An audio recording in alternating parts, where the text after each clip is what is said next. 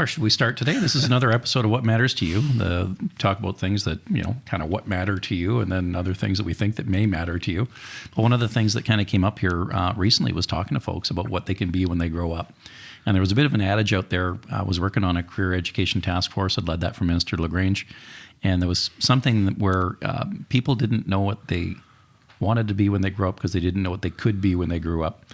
But I'm joined here today by a young gentleman I've got to know, a young man. I don't know if I can say it that way, politically incorrect or otherwise. But this guy, he's a lot younger than me now because I'm an old man, that literally was talking about his career path, and he got into something really cool called the CFL. So I know everyone's a hockey fan. The Oilers just won last night, phenomenal. But one thing when growing up in the small towns, we didn't have a lot of folks for coaching and hockey and everything else, but we played football every single day through junior high, through senior high as well.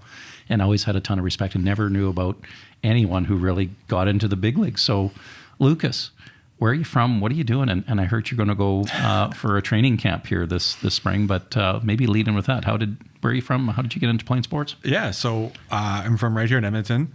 I spent, vast majority of my life here. Started playing football,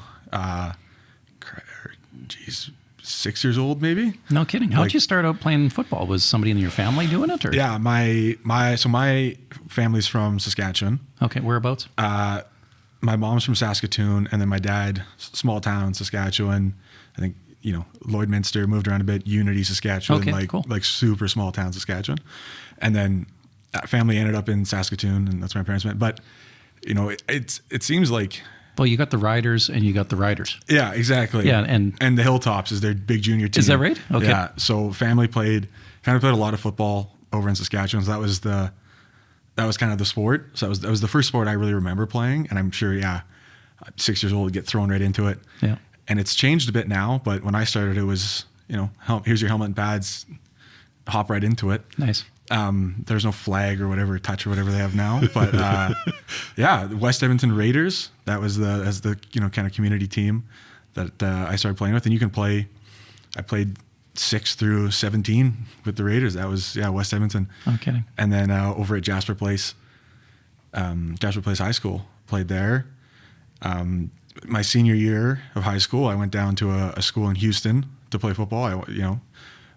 How was that? How was leaving? Well, Jasper Place is a pretty big school for a small kid like me going there. So what was that like to make the team? It's like you got hundreds of kids that are trying out, or how does that work? It was when I was there, it was 3,000 people in the high school, a grad class of 1,000. So it was really big school. I played football and basketball there, and nice. Loved it. All sports was all I did growing up. And then, all throughout high school, we kind of, talked to my parents about it, and we had kind of looked at going down somewhere in the States to try to just, play the best football you could play at that time. And I had a family friend who was a teacher at this little Catholic private school in Houston. And I went down there in my grade 11 year, played some spring ball with them, and they said, if you want to come down, if you want to make the move, do it. It'd be great. And so that was actually the funny change, is that it was a very small school. So I went from a school of 3,000 people to, I think, a school of 300 people. No kidding. Yeah, it was a very small school, but an exceptional football program. Okay. At the time, the alumni are completely different. They're like anyone who went to that school probably comes to the games. They fundraise for the games. And that high school, with their alumni, had multiple people, multiple NFL players, multiple NFL coaches as alumni. Wild. So it was a really big deal. So it was a very, very neat experience to kind of, it was right in Houston, but there was times it felt like this is Friday Night Lights, like small town Texas. It was really cool. It was for a guy who loves football, it was as cool of an experience as you could have had. Yeah. Well, and the thing I noticed, up here, obviously hockey's a big deal. Was doing a project where one of the project teams we had was in Superior, Wisconsin, and so right in Duluth. So all of a sudden they're going through the roster and the lineup right at the college game, and it's Canadians on both teams, which was pretty cool. But the way that folks get behind the sports, and then we end up driving past a high school football game that was, at a different point along that period in that project. There was just as many, if not more, people at the football game, at the high school football game, as there was at a college hockey game. Like, it was just amazing how people get into it. Yeah, I'll never forget the very first game we played when I was down in Texas. So it's different. It's different in the States, or at least Texas. Sports are statewide leagues. So you have your conference or whatever, which is kind of your neighboring high schools, but then you had, which is about half the games in this regular season. But then the other half of the games are scheduled state opponents. Okay. So you play, it's a really cool way to see a state. So it was a cool, for a guy who, actually that's not true. I'd been to Texas one time before. I played for the Team Alberta. We go down. So we went down when I was 16 and played in Dallas, which was also really cool. But so I'd been to Dallas previously, but then it was a cool way to see parts of Texas you would never see. Okay. So yeah, very first Friday night, bus out to Beaumont, Texas, which is a smaller town, and we stop at a pregame meal at a diner or whatever, and it's a couple hours before kickoff, and their staff were literally kicking us out because they want to get good seats at the football game, and we pull into then what was must have been $100,000 or $200,000 stadium, and everyone, like it was 6,000 or 7,000 people. It must have been 2/3 of the town were at this high school football game, and I thought this is absolutely nuts. But Yeah. I'll never forget that. That was one of the coolest things. Well, and it's an experience, like the whole tailgating thing. Everybody gets wound up for it at the front end, and then there's the post game. And I mean, it's a religion, like the way we think of hockey on here, except it's on steroids. Absolutely. Like almost, yeah.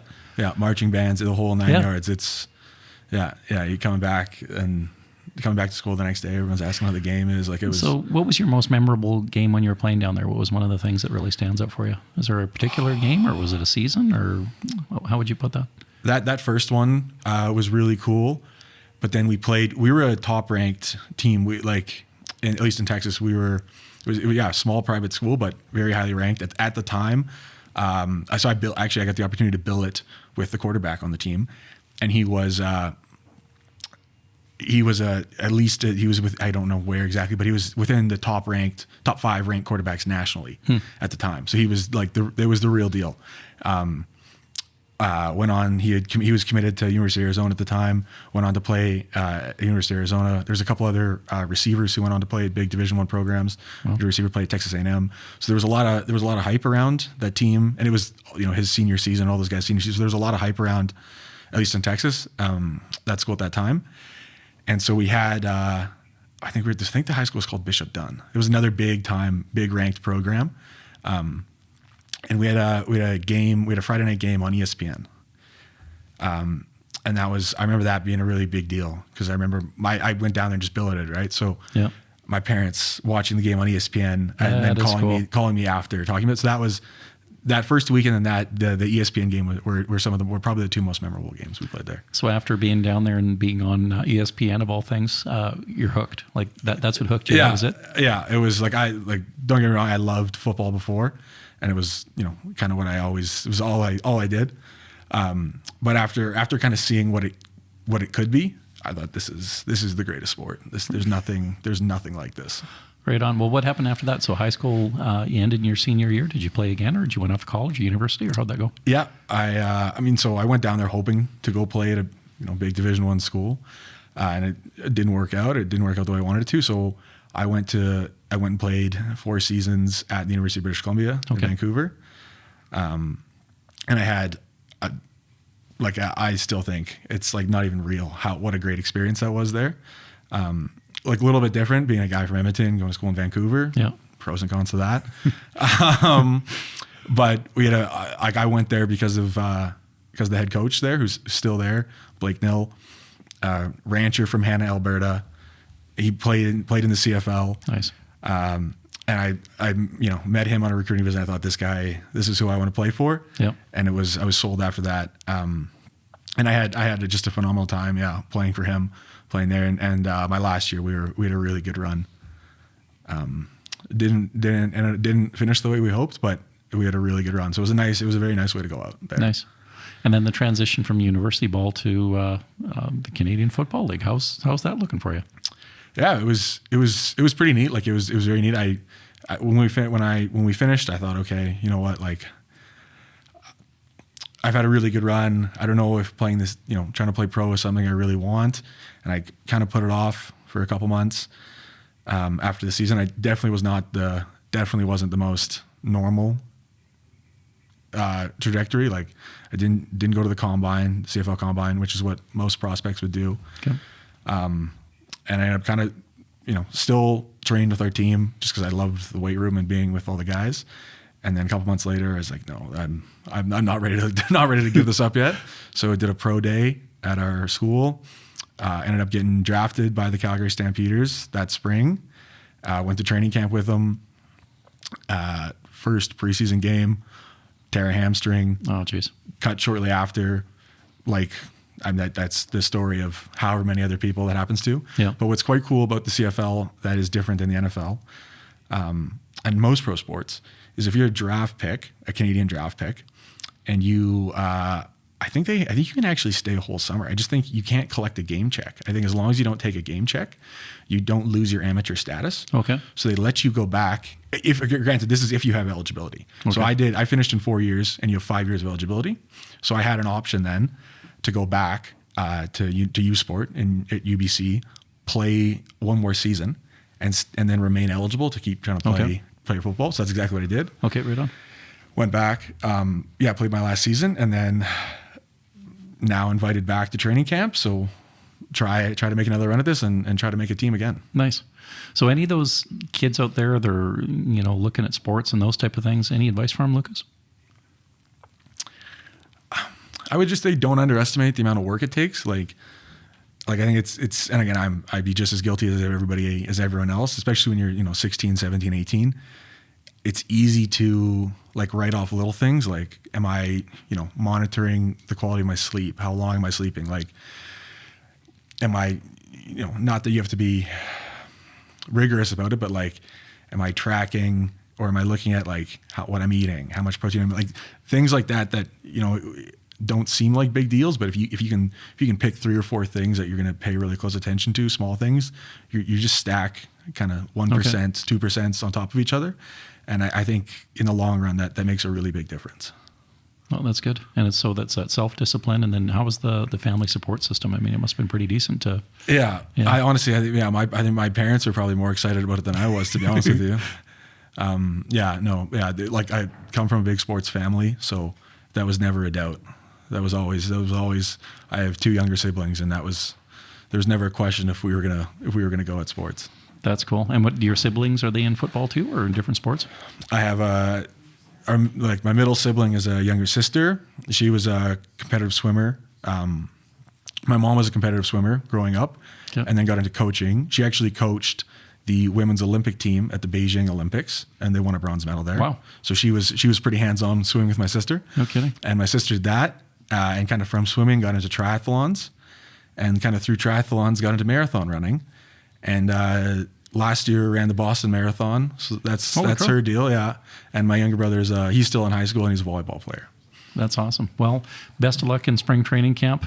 It's been an honor and privilege working with you here in this day job, but really cool to have that. And again, a lot of those things out there, small town feel and everything else. And if kids want to put their heads to it and they want to go after it, nothing comes easy, but it can come to you, and we're rooting for you. And if you get in, I will actually buy a flippin' Calgary jersey, and I will cheer. I always cheer for the Alberta teams, but green and gold growing up, that was my thing. Yeah. I mean, close to the city here. But yeah, if you're in there, I'll even cheer for you. Appreciate it. Awesome. Take care. Best of luck, man. Thank you so much. You betcha. Cheers. Waking up the buzzard on an old Black County road. We're just rolling. Cold.